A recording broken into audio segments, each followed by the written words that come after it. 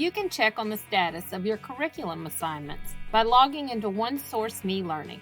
From the OneSource Me homepage, click on the My Learning tile. A new My Curricula tile has been added to the OneSource Me Learning homepage. With a glance, you can see if you're current with all your compliance requirements.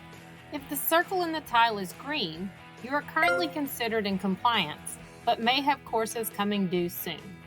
If the circle contains red, you are out of compliance and have courses that are past due.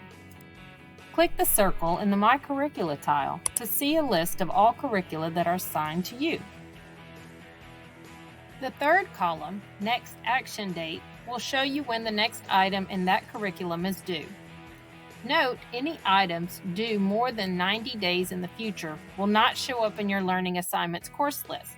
You will need to access them from the Curriculum Details page. To get there, click on the curriculum title. This page will show all of the courses included in that curriculum.